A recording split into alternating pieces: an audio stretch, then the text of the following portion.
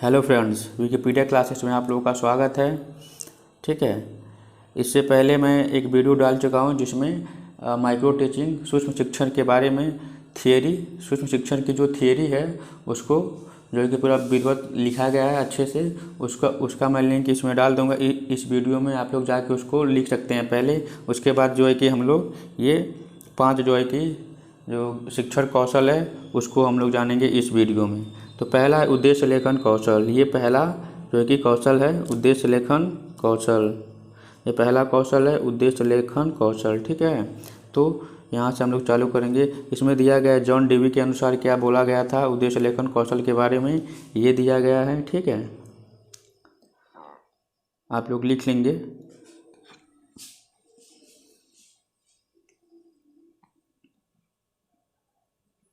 देखिए, पहले इसमें जो है कि निरीक्षण तालिका बनता है, तो इसमें यहाँ हम लोग लिखेंगे निरीक्षण तालिका। उसके बाद ये किस कौशल का बन रहा है, तो उद्देश्य लेखन कौशल का। ठीक है, उसके बाद छात्र अध्यापक का नाम लिखेंगे या छात्र अध्यापिका का नाम जो भी होंगे।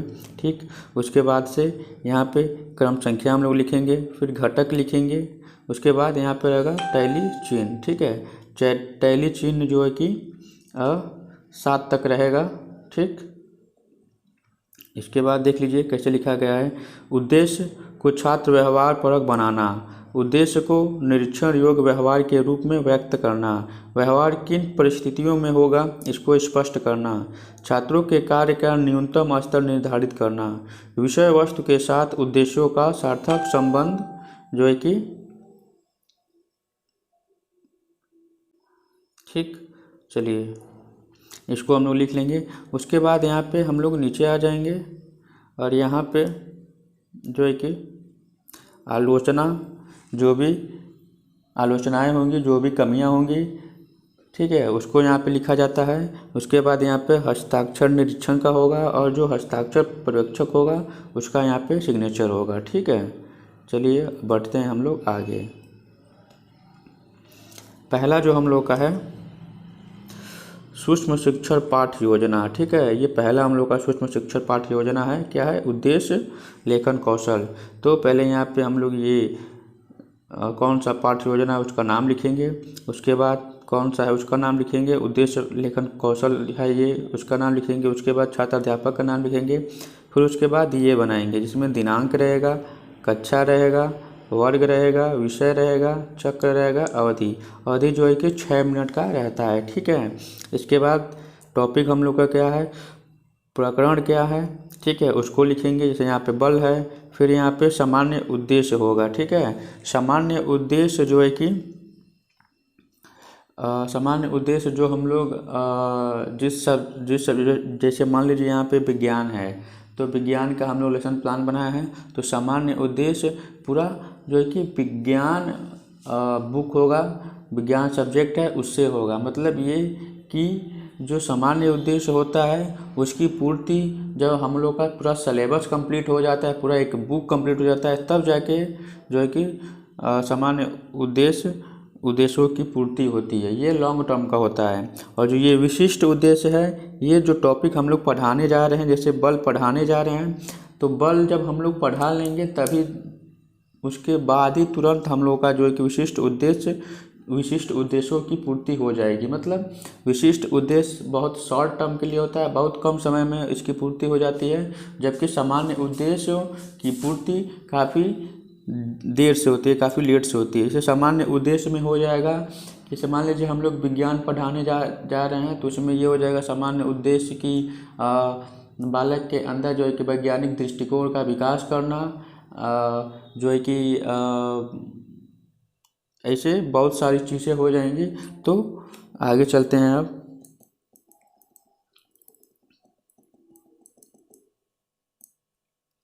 देखिए, विशिष्ट उद्देश्य में 3 होता है।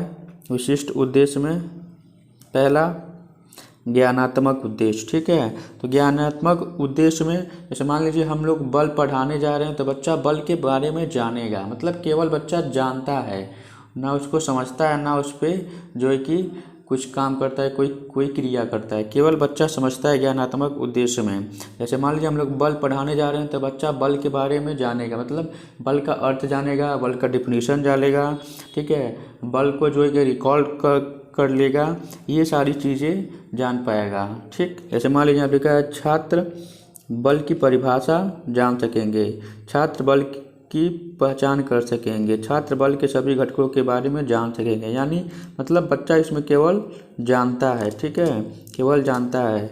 उसके बाद दूसरा है बोधात्मक उद्देश्य।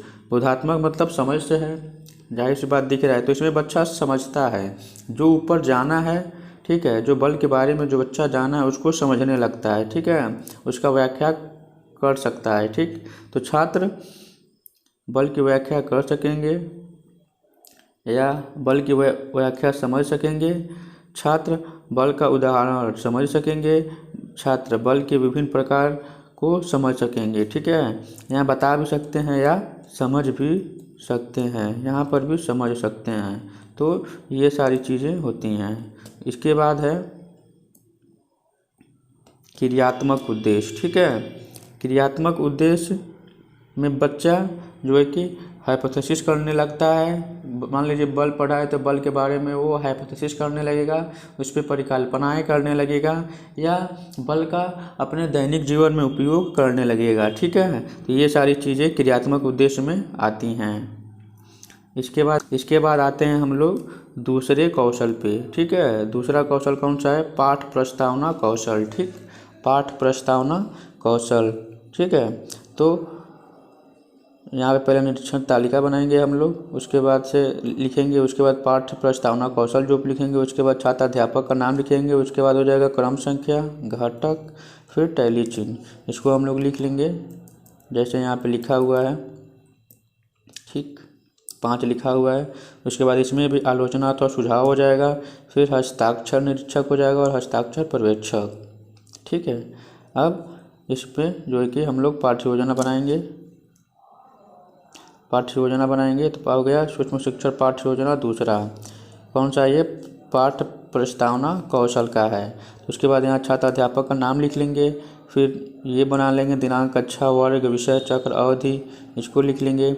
उसके बाद टॉपिक क्या है, प्रकरण क्या है, उसको जो है कि हम लोग लिख लेंगे। प्रकरण यहाँ पर द्रव्यों की अवस्थाएं और प्रकृति। ठीक है, सहायक सामग्री, देखिए सहायक सामग्री कभी भी ब्लैक बोर्ड हो गया, चाक हो गया, इसको हम लोग नहीं लिखेंगे। ठीक है, क्योंकि ये जो है कि सहायक सामग्री में नहीं आती हैं। सहायक सामग्री वो होती हैं जो हम लोग लेसन प्लान पढ़ाने के समय यूज कर रहे हैं, जो हम लोग ले के गए हैं, उसको कहते हैं। मान लीजिए हम पानी का बोतल ले गए हैं, ये सहायक सामग्री हो गई। कोई चार्ट पेपर लेके जा रहे हैं, ये सहायक सामग्री हो गई।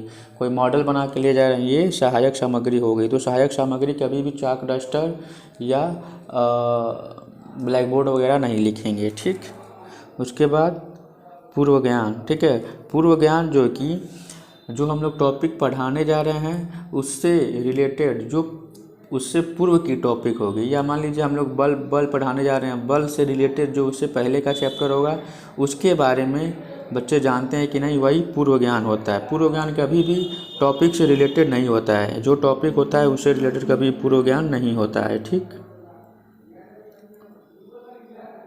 इसके बाद हम लोग लिखेंगे प्रस्तावना के प्रश्न। ठीक है, इसके बाद हम लिखेंगे प्रस्तावना के प्रश्न। ठीक, इसमें हो जाएगा क्रम संख्या, छात्र अध्यापक का नाम हो जाएगा, फिर छात्र कथन हो जाएगा। ठीक है, तो प्रस्तावना के प्रश्न में हम लोग क्या करते हैं? प्रस्तावना के प्रश्न में हमेशा जो है कि अज्ञात से ज्ञात की ओर जाते हैं। ठीक है, नहीं सॉरी, हमेशा ज्ञात से अज्ञात की ओर जाते हैं। जैसे बच्चा जो जानता है वहाँ से हम लोग पूछना स्टार्ट करते हैं, फिर पूछते हम लोग कहाँ आते हैं? टॉपिक पे आते हैं। जो बच्चा जानता है वहाँ से स्टार्ट करके, ठीक है, और बच्चा जो नहीं जानता है वहाँ तक लेके चलते हैं। तो इसमें हो जाएगा मेरे हाथ में क्या दिख रहा है? ठीक है, तो डस्टर, बच्चा बोलेगा डस्टर। फिर डस्टर किस अवस्था में है? फिर बच्चा बताएगा ठोस में।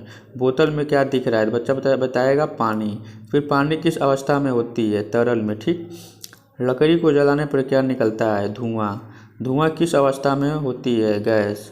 ठोस, तरल और गैस की प्रकृति के बारे में आप क्या जानते हैं। फिर बच्चा नहीं बता पाएगा तो ये क्या हो जाएगा, समस्यात्मक। फिर इसके बाद जो है कि हम लोग अपना उद्देश्य कथन लिखते हैं। ठीक है, उद्देश्य कथन ये होगा, जो चैप्टर हम लोग पढ़ाने जा रहे हैं जहाँ समस्यात्मक हुआ है, ठीक है, उसको हम लोग उद्देश्य कथन में लिखते हैं। जैसे हम लोग यहाँ लिख देंगे, आज हम लोग द्रव्यों की अवस्थाएं और प्रकृति के बारे में अध्ययन करेंगे। ठीक, इसके बाद हम लोग का तीसरा कौशल है श्यामपट्ट कौशल। ठीक है, तो यहाँ पे लिखेंगे निरीक्षण तालिका, क्योंकि ये निरीक्षण तालिका है। उसके बाद कौन सा कौशल है, श्यामपट्ट कौशल। फिर छात्राध्यापक का नाम लिख लेंगे। फिर यहाँ पर हो जाएगा क्रम संख्या, घटक और फिर टैली चिन्ह। ठीक है, इसको हम लोग पूरा अच्छे से लिख लेंगे। इसमें देखेंगे हो जाएगा लेखन कार्य स्पष्ट है, पहला लिख लेंगे लेखन कार्य स्पष्ट है। दूसरा, अक्षरों में स्पष्टता है, दो अक्षरों के बीच समान दूरी है, वाक्य सीधी रेखा में लिखी गया है, पंक्तियों के बीच समान अंतर है और मुख्य शब्द रेखांकित हैं। ठीक है, तो इसमें जो भी कार्य आपका अच्छा होगा, जिस प्रकार से होगा ये पाँचों छः में से, उस प्रकार से इसमें टैली चिन्ह में जो है कि हम लोग टिक मारते हैं। फिर यहाँ पे आलोचना लिखा जाएगा कि क्या कमियाँ हैं, क्या सुधार करना है आपको। ठीक, इसके बाद जो है कि नीचे आएंगे, यहाँ पे हस्ताक्षर रहेगा निरीक्षण का और फिर हस्ताक्षर पर्यवेक्षक का। ठीक है, इसके बाद आ गए हम लोग सूक्ष्म शिक्षण पाठ्य योजना 3। ये कौन सा है, श्यामपट्ट कौशल है तीसरा। ठीक है, तो यहाँ पे श्यामपट्ट कौशल लिख लेंगे, कौन शिक्षण करने जा रहे हैं। उसके बाद छात्र अध्यापक का नाम लिख लेंगे। फिर दिनांक, कक्षा, वर्ग, विषय, चक्र, अवधि। ठीक है, इसको लिखने के बाद फिर प्रकरण लिखेंगे। प्रकरण क्या है, ध्वनि है। ठीक है, उसके बाद आ जाएंगे हम लोग सीधे प्रस्तुतिकरण पे। ठीक है, इसके बाद आ जाएंगे सीधे प्रस्तुतिकरण पे। तो प्रस्तुतिकरण में हम लोग क्रम संख्या लिखेंगे, छात्राध्यापक का नाम लिखेंगे, फिर छात्र कथन लिखेंगे और 3 कॉलम बनाएंगे और फिर उसके बाद हम लोग क्वेश्चन पूछेंगे। ठीक, जैसे इसमें पूछा गया है। ठीक है, आप लोग देख सकते हैं। इसके बाद आ जाएंगे हम लोग नेक्स्ट चौथे कौशल पे। ठीक है, चौथा कौशल क्या है, पुनर्वर्ण कौशल। तो पहले लिखेंगे ऊपर निरीक्षण तालिका, फिर उसके बाद लिखेंगे कौन सा कौशल है, पुनर्वर्ण कौशल। ठीक, उसके बाद छात्राध्यापक का नाम लिखेंगे, फिर क्रम संख्या, घटक और टैली चिन्ह। ठीक, इसको हम लोग लिखने के बाद जो है कि यहाँ पे लिख लेंगे। जैसे ये देखिए 5 लिखा है, धनात्मक शाब्दिक पुनर्वर्ण, धनात्मक शाब्दिक पुनर्वर्ण, धनात्मक अशाब्दिक पुनर्वर्ण, ऋणात्मक शाब्दिक पुनर्वर्ण और ऋणात्मक अशाब्दिक पुनर्वर्ण और पुनरावृत्ति एवं व्याख्या। ठीक है, इसको हम लोग लिख लेंगे ऐसे। फिर आलोचना अथवा सुझाव हो जाएगा। ठीक है, इसके बाद जो है कि हम लोग का हो जाएगा हस्ताक्षर निरीक्षण और हस्ताक्षर पर्यवेक्षक। ठीक है,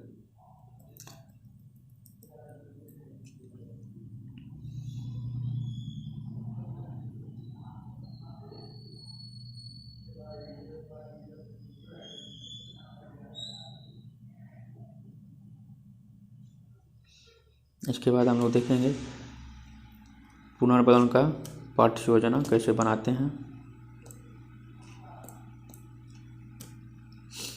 सूक्ष्म शिक्षण पाठ्य योजना चौथा है, कौन सा है, पुनर्वर्ण कौशल। ठीक है, यहाँ पे छात्र अध्यापक का नाम लिखेंगे, फिर यहाँ पे दिनांक, कक्षा, वर्ग, विषय, चक्र, अवधि लिख लेंगे। फिर प्रकरण कौन सा है, प्रकाश, ये लिख लेंगे। ठीक है, इसके बाद आ जाएंगे यहाँ पे लिख लेंगे क्रम संख्या। ठीक, फिर छात्र अध्यापक का नाम, फिर छात्र कथन।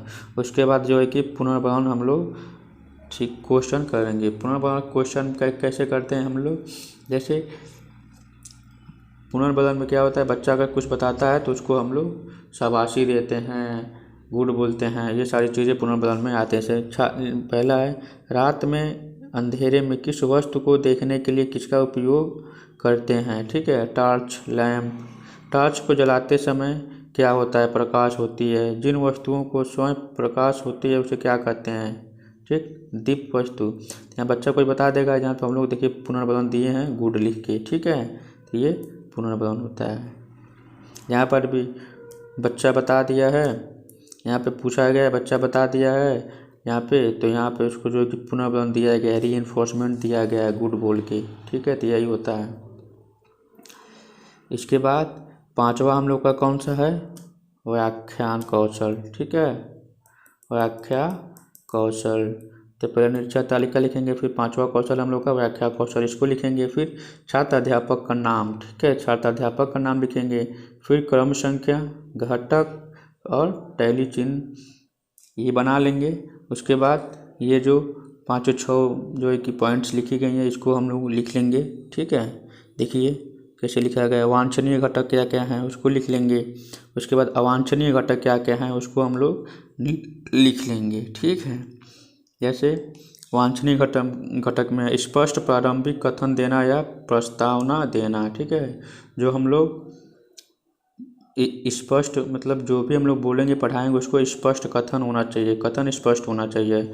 ठीक है, ऐसे ही करके इसमें अवांछनीय और वांछनीय दोनों दिया है, आप लोग लिख लेंगे। फिर आलोचना यहाँ पे है, अथवा जो है कि हस्ताक्षर निरीक्षक, फिर हस्ताक्षर पर्यवेक्षक, इसको लिख लेंगे।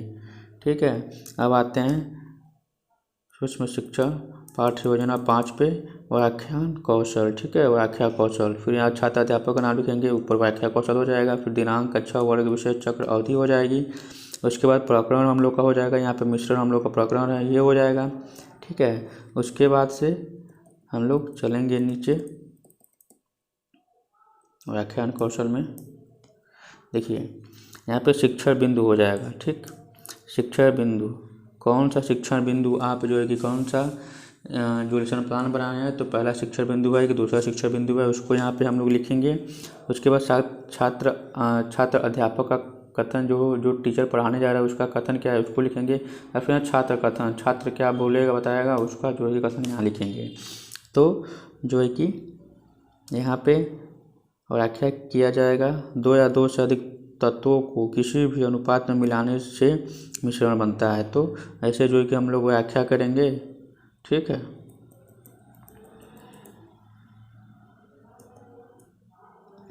इसको लिख लेंगे हम लोग, देख लीजिए। तो इस प्रकार से हम लोग का जो है कि ये पांचों सूक्ष्म शिक्षण जो है कि कंप्लीट हुआ। माइक्रो टीचिंग पांचों क्या हुआ, कंप्लीट हुआ। ठीक, इसके पहले मैं जो है कि सूक्ष्म शिक्षण का थियोरी डाल दिया हूँ और ये आपका पांचों सूक्ष्म शिक्षण हो गया। इसके बाद अगले वीडियो में मैं सबका लेसन प्लान डाल दूँगा, जिससे आप लोगों का जो है कि फाइल अच्छे से कंप्लीट हो जाएगा। चलिए, धन्यवाद, थैंक यू।